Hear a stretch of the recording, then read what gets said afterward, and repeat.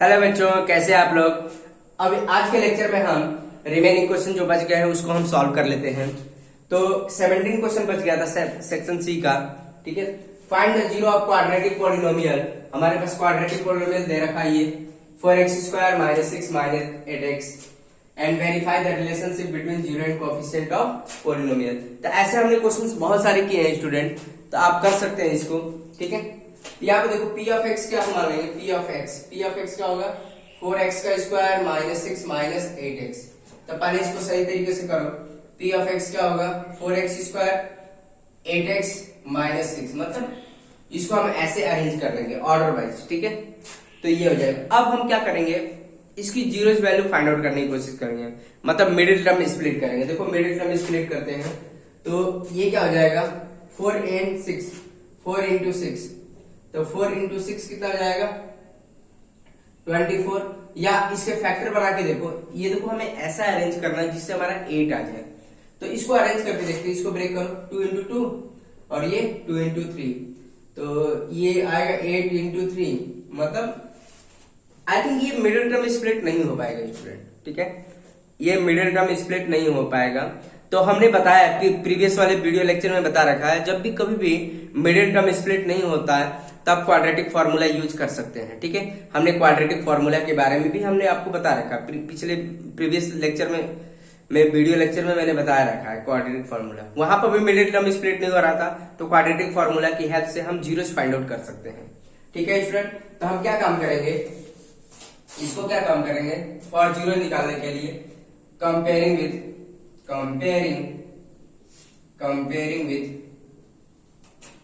ax² bx plus c। a की value कितनी है, a की वैल्यू कितनी है 4 है। ठीक है, b कितना है -8 है, c कितना है -c है। ठीक है, तो हमारे पास क्वाड्रेटिक इक्वेशन क्या होती है -b प्लस माइनस b का स्क्वायर -4ac डिवाइड बाई 2। ये मैंने बताया आपको। ठीक है, ये हमारे पास, इससे हम हर टाइप के क्वाड्रेटिक पॉलिनोमियल को सॉल्व किया जा सकता है, मींस मतलब जीरो फाइंड आउट किया जा सकता है। तो सबकी वैल्यू पुट कर रहे हैं स्टूडेंट। तो x इक्वल टू क्या हो जाएगा, b की वैल्यू कितनी है -8। तो यहाँ पे देखो माइनस की जगह पर माइनस ही रहने दो, 8 की जगह पर क्या होगा -8 प्लस माइनस ये क्या होगा b की वैल्यू -8 का स्क्वायर। ठीक है, -4, a कितना हमारे पास 4 है। ठीक है, और ये कितना है c कितना है -6 है। क्लियर है स्टूडेंट, आई बस समझ में। 2 into a कितना हमारे पास 4 है। ठीक है, क्लियर। तो अब यहां पे देखो, अब यहां पर इसको कर लेते हैं x इक्वल टू जो होगा +8 हो जाएगा प्लस माइनस। ठीक है, और ये कितना हो जाएगा, इसको हम सॉल्व कर लेते हैं। ठीक है, इसमें नीचे जगह बच रही है तो इसको ऊपर कर लेते हैं हमने सॉल्व अभी। ठीक है स्टूडेंट, तो इसको ऊपर की तरफ सॉल्व कर रहे हैं। तो ये कितना जाएगा 8 का स्क्वायर दे रखा है 64 हो जाएगा। इसको मल्टीप्लाई किया 16 और आपका 6 दे रखा है 96 हो जाएगा। ठीक है, अब ये देखो माइनस माइनस प्लस हो जाएगा, प्लस लिख लिया हमने। अब यहाँ पे देखो 8 प्लस माइनस ये कितना होगा 64 प्लस 96, ये 0 और ये आपका 16 आ जाएगा 160 डिवाइड बाई 8। तो x इक्वल टू कितना आ जाएगा हमारे पास, x हमारे पास ये आ गया। तो x equal to 8 plus minus, इसको भी ब्रेक कर सकते हैं। ठीक है, इसको हम क्या break 4 into 4 into 10 divide by 8। तो क्या हो गया 8 बाहर निकाल लेंगे। अब इसका क्या एक पेयर बाहर आएगा 4 √10 बचेगा डिवाइड बाई 8। अब क्या बाहर निकाल सकते हैं, अब हम 4 बाहर निकाल सकते हैं ना, 4 बाहर निकालो स्टूडेंट। तो क्या बचेगा यहाँ पर 2 प्लस माइनस। ठीक है, 2 प्लस माइनस ये √10 बचेगा। ठीक है, इसको इससे मल्टीप्लाई करो 8 देगा, इसी से मल्टीप्लाई 8 ये कितना है 1/2। तो x इक्वल टू कितना हो गया 2 प्लस माइनस √10 डिवाइड बाई 2। तो इसको हम ऐसे लिखते हैं एक प्लस एक माइनस। तो x इक्वल टू क्या होगा 2 प्लस √10 डिवाइड बाई 2 एंड एक x कितना आ गया 2 माइनस √10 डिवाइड बाई 2। तो इसके में 2 जीरो पता चल गए, एक हो गया अल्फा, ये हमारा अल्फा हो गया 2 plus √10 divide by 2 and beta जो हो गया हमारे पास 2 माइनस √10 डिवाइड बाई 2। कितनी बार समझ में आ रही है स्टूडेंट। तो हमने 0 फाइंड आउट कर लिया, ठीक है। तो देखो कितना कॉम्प्लिकेटेड, मिडिल टर्म स्प्लिट कैसे कर पाओगे, तो इसलिए क्वाड्रेटिक फार्मूला का हेल्प लेना ही पड़ेगा आपको, ठीक है। इतनी बात समझ में आ रही है स्टूडेंट, क्लियर है। अब हम वेरीफाई कर रहे हैं 0, सम ऑफ 0 अल्फा प्लस बीटा क्या देगा, माइनस बी बाई ए, ठीक है। सम ऑफ 0, तो अल्फा प्लस बीटा, अल्फा की वैल्यू ये आ रही है, पुट करो 2 plus under root 10 divide by 2 and 2 minus under root 10 divide by 2। अब ये क्या है हमारे पास, राइट हैंड साइड में क्या है, माइनस की जगह पर माइनस रखो। बी की वैल्यू कितनी है, बी की वैल्यू -8 है, तो -8। ए हमारे पास कितना है, 4 है। इतनी बात समझ में आ रही है स्टूडेंट, क्लियर है। तो देखो हमने सब कुछ रख लिया। अल्फा की वैल्यू कितना रखा हमने, 2 plus under root 10 divide by 2 है। बीटा की वैल्यू हमारे पास क्या है, 2 minus under root 10 divide by 2 है। एंड बी की वैल्यू कितनी है, बी की वैल्यू हमारे पास थी -8, पुट कर लिया, और ए की वैल्यू 4। सब सॉल्व कर ले, इनको सॉल्व करेंगे तो लेफ्ट हैंड साइड एलसीएम क्या है, 2 plus under root 10 2 minus under root 10, ठीक है। ये कितना देगा, 8/4 हो जाएगा, तो ये कैंसिल होगा। ये कितना, 2 प्लस 2 4 डिवाइड बाई 2, ये देखो ये भी 2 आ गया, ये भी 2 आ जाएगा, ठीक है। मतलब ये हमारा left hand side equal to right hand side तो आ गया। इसको इक्वेशन फर्स्ट मान लो, क्लियर है स्टूडेंट, आएगा समझ में। अब product of 0 alpha into beta क्या आएगा, c/a। तो अल्फा हमारे पास क्या था, ये है, ठीक है। तो ये आ जाएगा 2 plus under root 10 divide by 2 into 2 minus under root 10 divide by 2, ठीक है। c कितना हमारे पास, c -6 है, ठीक है, -6 डिवाइड बाई, और a कितना हमारे पास 4 है। सॉल्व कर लेंगे तो ऊपर ऊपर मल्टीप्लाई करो, नीचे नीचे मल्टीप्लाई करो। ऊपर मल्टीप्लाई करो तो आइडेंटिटी बनेगी 2 under root 10 and 2 minus under root 10 divided by, ये 2 इंटू 2 कितना होगा, 4 हो जाएगा, -6। मतलब इसको हम 2 से ब्रेक कर सकते हैं, ठीक है, -3/2 आ जाएगा, ठीक है। अब इसको भी सॉल्व कर लेते हैं। तो देखो आइडेंटिटी दे रहा है a plus B, a minus B, देख रहा है। तो क्या हो जाएगा, 2 का स्क्वायर, देखो ध्यान से, 4, 2 का स्क्वायर माइनस रूट 10 का स्क्वायर डिवाइड बाई 4, और ये क्या, -3/2। अब यहाँ पर सॉल्व कर लेते हैं, तो ये कितना आ जाएगा, देखो 2 का स्क्वायर कितना देगा, 4 देगा, माइनस, और 10 अंडर रूट 10 का स्क्वायर -10 देगा, डिवाइड बाई ये कितना हो गया 4 इक्वल टू -3/2। ये इधर का हम लिख रहे हैं, ये क्या -6/4 होगा, -3/2। तो ये कितना, 2 से कट करेंगे तो -3/2 आ जाएगा, -3/2। तो ये भी हमारे पास इक्वल हो गया सेकंड इक्वेशन। तो हम कह सकते हैं फ्रॉम 1 and 2 से रिलेशन वेरीफाई हो गया। तो फाइनली हम कह सकते हैं from equation 1 and 2, from equation 1 and 2 relationship यहीं पर लिख देते हैं, बिटवीन 0 एंड कोफिशिएंट ऑफ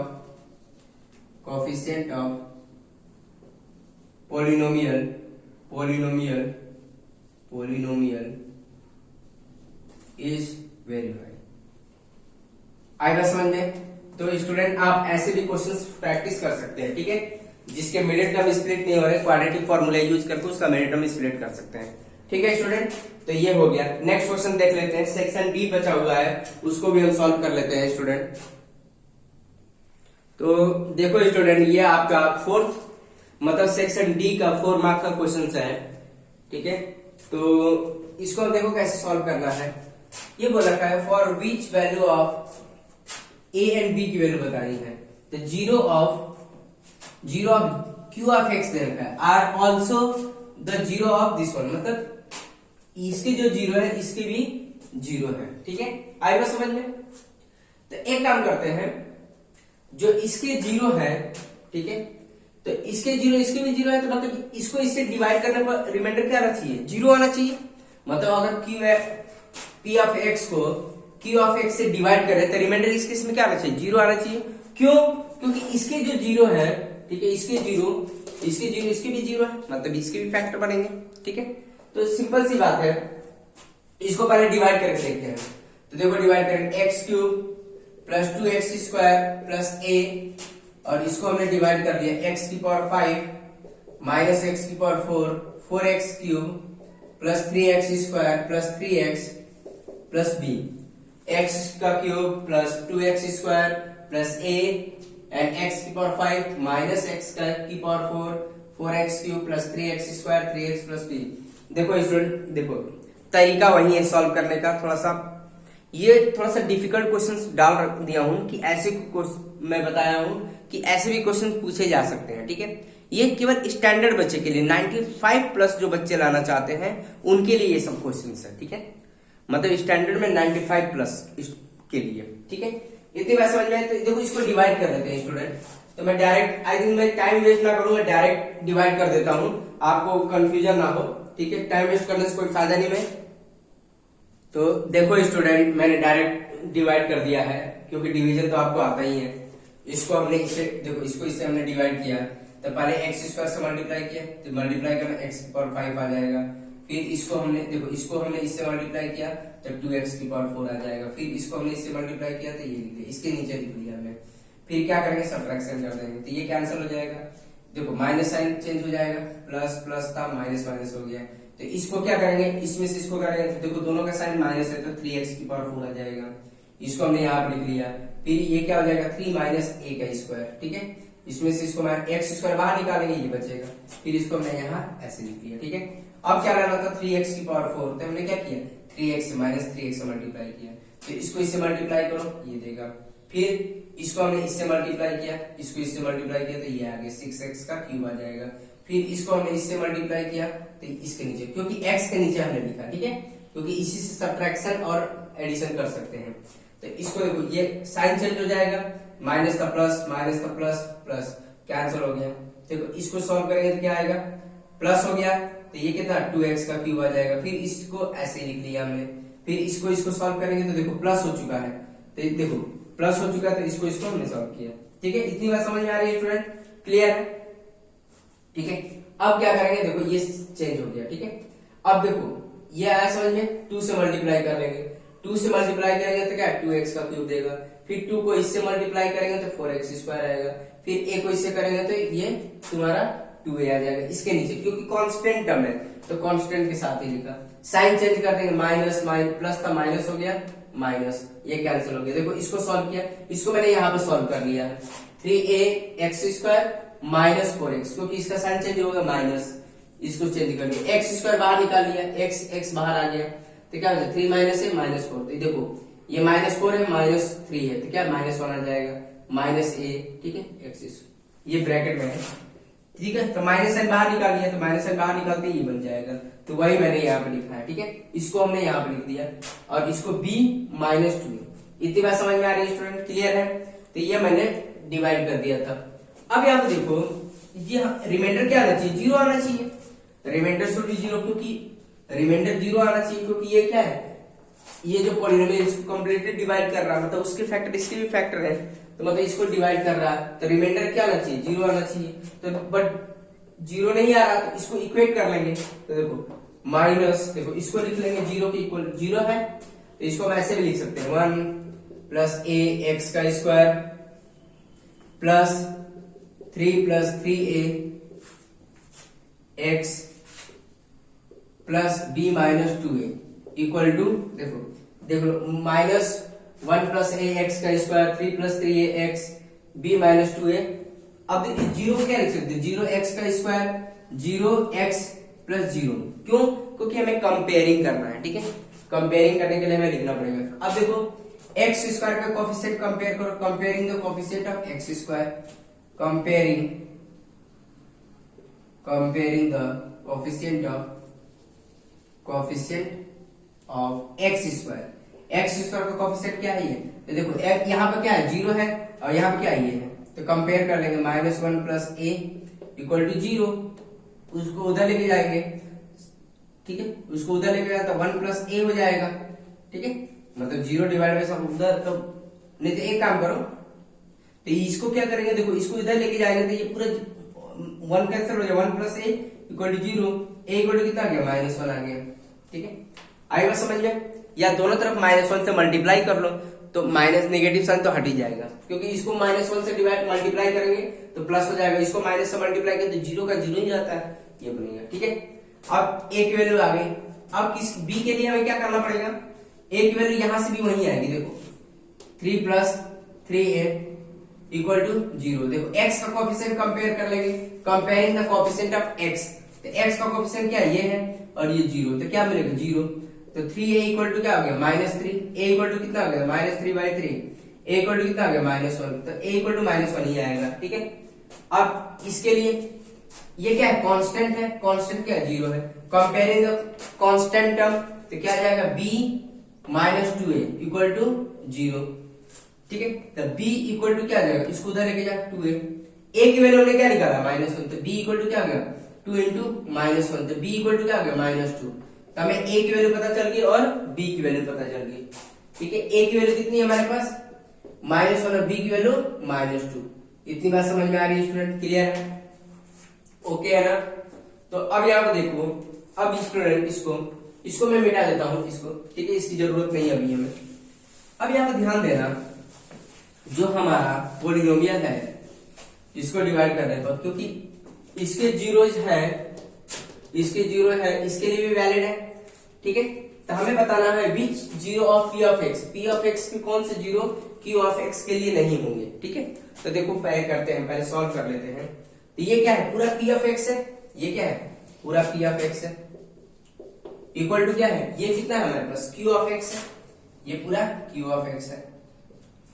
ठीक है, q ऑफ x लिख लेते हैं, x का cube plus 2x square plus a। ठीक है, इतनी बात समझ में आ रही है, into this one x square minus 3x plus 2 plus reminder, reminder में आप वैल्यू पुट करेंगे तो पूरा 0 दे देगा। a की वैल्यू पुट करेंगे, क्या a की वैल्यू -1 पुट करो तो ये 0 दे देगा। ठीक है, आएगा समझ में। तो अब यहाँ पर देखो a की वैल्यू हम क्या पुट करेंगे -1, ठीक है, और b की वैल्यू हम क्या पुट करेंगे, b की वैल्यू क्या पुट करेंगे -2, और a की वैल्यू -1 पुट करेंगे, जहां जहां है वहां पुट करें तो ये पूरा 0 दे देगा। आप चेक करके देख लीजिए 0 दे देगा। तो मतलब a की जगह पर हम पुट कर ले, a की जगह पर हम क्या पुट करेंगे -1, मतलब -1 पुट कर लो। ठीक है, a की जगह पर -1 पुट कर लो।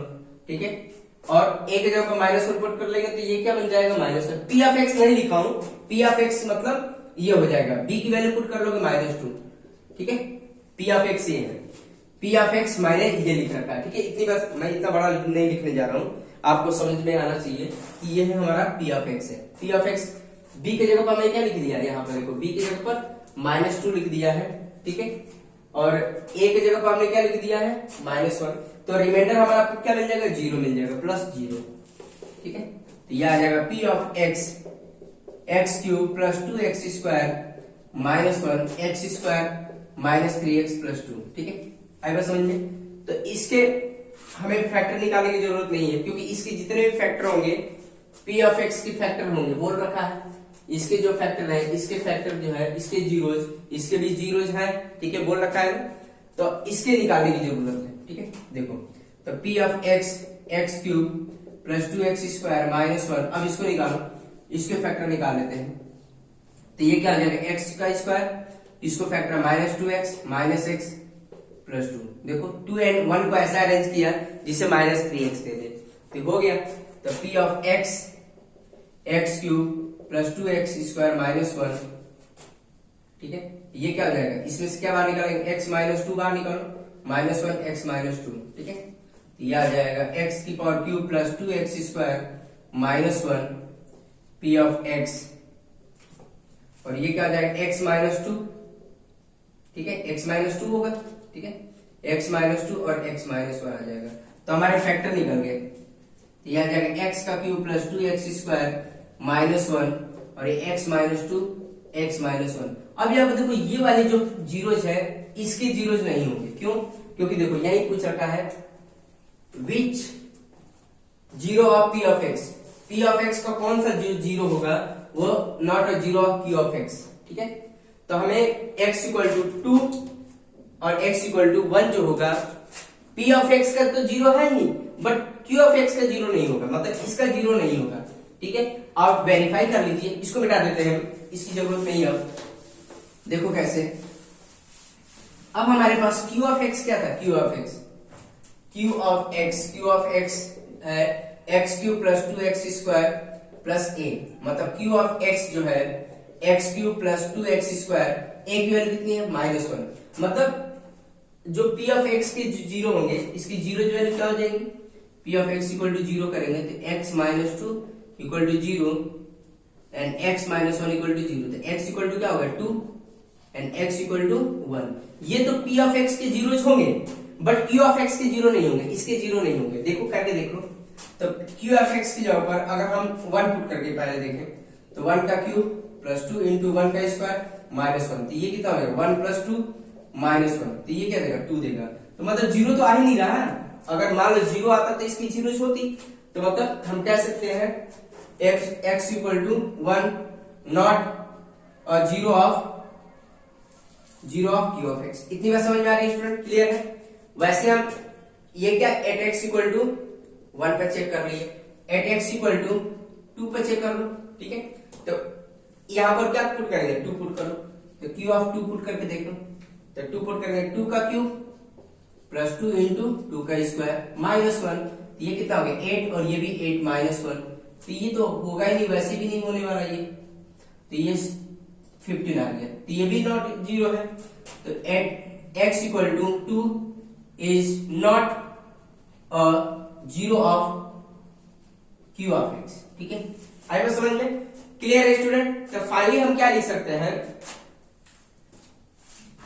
1 and 2, ठीक है, 1 and 2 are not the zero of, ठीक है, विच जीरो, मतलब 1 and 2 p of x, zero of p of x are not the, final में हम लिख सकते हैं। देखो फाइनल लिखने के लिए मैं इसको मिटा दे रहा हूं, तो फाइनली क्या लिखना होगा फाइनल लास्ट में, तो 1 and 2 zero of p of x are not the zero of q of x। इतनी बात समझ में आ रही है स्टूडेंट। तो 1 and 2 जो है p ऑफ x के तो जीरो थे बट q ऑफ x के जीरो नहीं। फाइनल लास्ट में स्टेटमेंट आप लिख देंगे 1 and 2 are the zero of p of x are not the zero of q of x। इतनी बात समझ में आ रही है स्टूडेंट, क्लियर है। अब नेक्स्ट क्वेश्चन देख लेते हैं, ठीक है। आपको पता होना चाहिए ऐसे क्वेश्चन कैसे करना है। तो देखो स्टूडेंट, ये 19 और 20 क्वेश्चंस सेक्शन डी के हैं। इफ द पॉलिनोमियल x की power 4 minus 6x cube 16x square ये दे रखा है is divided by another polynomial. ये क्वेश्चन मैंने आपको करा रखा है, आपकी एनसीईआरटी बुक का ही है, तो ये क्वेश्चन करा रखा, मैंने आंसर भी लिख रखा है, ठीक है। तो जो बच्चों को नहीं आ रहा तो वहां पर प्रीवियस वीडियो देखें, तो वहां से आप आंसर मैच कर सकते हैं स्टूडेंट, ठीक है। तो ये तो मैंने करा रखा ऑलरेडी, ठीक है। अब ये देखो 20 क्वेश्चंस, ये लास्ट क्वेश्चन है। If x plus a is a factor of, मतलब इसका फैक्टर, इसको मैंने p ऑफ x मान लिया और इसको q ऑफ x मान लिया, ये दोनों का फैक्टर है, ठीक है। मतलब x plus a is a factor of p of x and q of x, ठीक है, दोनों का फैक्टर है।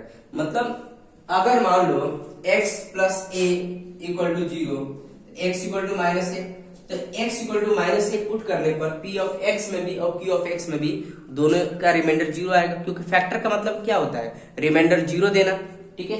और 9th क्लास में आपने ऑलरेडी सीख रखा, मतलब यहां पर हम ध्यान देंगे p of minus a put करने पर भी 0 आना चाहिए पूरा पॉलिनोमियल, एंड q ऑफ में माइनस a पुट करने पर भी रिमाइंडर 0 आना चाहिए, क्योंकि ये दोनों के लिए फैक्टर का काम कर रहा है, ठीक है। रिमाइंडर थ्योरम आपने पढ़ा 9th क्लास में।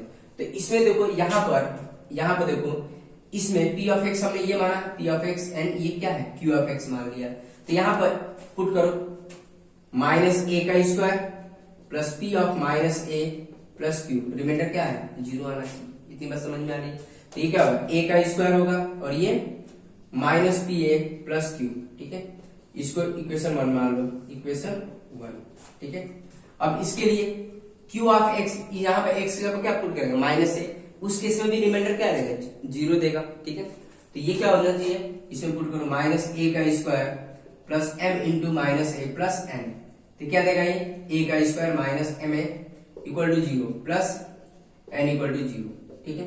ये क्या दोनों के 0 के इक्वल है, ठीक है।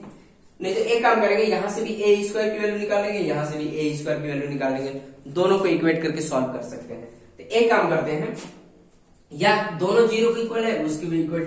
एक काम करते हैं, आपकी आसानी के लिए मैं एक काम करता हूं, यहां से ए स्क्वायर की वैल्यू निकाल लेता हूं। ए स्क्वायर क्या देगा, इसको उधर लेके जाओ, ठीक है। ए स्क्वायर उधर जाएगा तो क्या हो जाएगा, पी ए हो जाएगा, ए माइनस क्यू। इतनी बात समझ में आई, इसको फर्स्ट इक्वेशन मान लो, क्लियर है। इतनी बात समझ में आ रही है स्टूडेंट, ए स्क्वायर की वैल्यू निकालिए। तो यहां से भी हम ए स्क्वायर की वैल्यू निकालना था, ए स्क्वायर क्या देगा, इसको उधर लेके जाओ, एम ए माइनस एन होगा, ठीक है। ये हमारी सेकंड इक्वेशन, ठीक है। तो देखो ये भी ए स्क्वायर है, ये भी ए स्क्वायर, तो दोनों को इक्वेट कर लेंगे। तो from equation 1 and 2, from equation 1 and 2 we get, अब जब देखो ये भी ए स्क्वायर है, ये भी ए स्क्वायर, तो क्या आ जाएगा, P A minus Q and M A minus A. Clear है स्टूडेंट, क्योंकि हमें यही प्रूव करना। देखो ए वाले को एक साइड लेके आओ, उसको देखो ए वाले को इधर लेके, इसको इधर लेके आओ, तो P A minus M A और माइनस एन था और इसको देने का प्लस क्यू हो गया। इतनी बात समझ में आ रही है स्टूडेंट, क्लियर है। तो देखो यहां से हम क्या बाहर निकाल, ए बाहर निकाल सकते हैं, क्या बचेगा, पी माइनस एम बचेगा, और ये क्या लिखा, क्यू माइनस एन लिख सकते हैं। क्लियर है स्टूडेंट। तो अब क्या हो जाएगा, देखो ध्यान से, ये ए इक्वल टू क्या हो जाएगा, क्यू माइनस एन, और ये क्या है, डिनोमिनेटर में चला जाएगा, पी माइनस एम हो जाएगा, ठीक है। बट ये अपोजिट से उल्टा आया है ना, उल्टा है। एक काम करते हैं, यहां से माइनस एन बाहर निकालो, माइनस एन बाहर निकालो, तो क्या बचेगा, यहां से माइनस बाहर निकालेंगे तो क्या, एन माइनस क्यू हो जाएगा, और यहां से माइनस एन बाहर निकालेंगे तो क्या हो जाएगा, एम माइनस क्यू हो जाएगा, ठीक है। Minus minus cancel, a equal to n minus q और m minus p, hence prove. Clear है स्टूडेंट। देखो माइनस एन पार, अगर मान लो ये नहीं समझ में आया तो इसको मल्टीप्लाई करके देखो, इसको इससे मल्टीप्लाई माइनस एन हो जाएगा, इसको इससे मल्टीप्लाई करो क्यू हो जाएगा, इसको इससे मल्टीप्लाई करो माइनस एम हो जाएगा, इसको मल्टीप्लाई करो पी हो जाएगा। तो यही तो प्रूव करना था स्टूडेंट, यही प्रूव। क्लियर है स्टूडेंट, आई बात समझ में। तो ऐसे क्वेश्चन की प्रैक्टिस, जब तक प्रैक्टिस नहीं करेंगे आप परफेक्ट नहीं हो पाएंगे। तो ठीक है स्टूडेंट, तो आई थिंक मैंने पेपर पूरा डिस्कस कर दिया, ठीक है। जो बच्चे नहीं कर पाए हैं प्लीज यहाँ पर, एक्चुअली मैंने पेपर थोड़ा डिफिकल्ट लेवल का सेट किया था, ठीक है। तो बच्चों क्यों किया था, क्योंकि बच्चों को पता चले कि इस लेवल के भी क्वेश्चंस आते हैं, तो आप परेशान ना होइए। जो ये वाला पेपर बच्चा अटेम्प्ट कर लिया तो वो 95 प्लस तो कंप्लीट लेके आ सकता है, मतलब इसमें कोई मतलब गुंजाइश नहीं है कि उसके 95 प्लस नहीं आएंगे, ठीक है। तो मैं थोड़ा सा डिफिकल्ट लेवल का पेपर डिस्कस किया था, तो यहां पर करिए, जो बच्चों को नहीं आ रहा तो उसको प्रैक्टिस करते रहिए। और रही बात पेपर की, पेपर में फर्स्ट पार्ट में जिसे मैंने डिस्कस किया ना, फर्स्ट पार्ट में मैंने पीडीएफ फाइल अटैच कर रखा है, डिस्क्रिप्शन में लिंक शेयर कर रखा है। जो बच्चों के पास पेपर नहीं होगा वहां से पेपर कलेक्ट कर सकते हैं। फिर ये पूरा पेपर, ये पेपर मैंने 4 पार्ट में सॉल्व किया है, ठीक है। तो एक एक मैंने लिस्ट लगा रखा है, वहां से आप देख सकते हैं, ठीक है स्टूडेंट। तो आज के लिए इतना ही, आप नेक्स्ट लेक्चर में हम बात करेंगे नेक्स्ट कॉन्सेप्ट के साथ, ठीक है स्टूडेंट। Okay, thank you.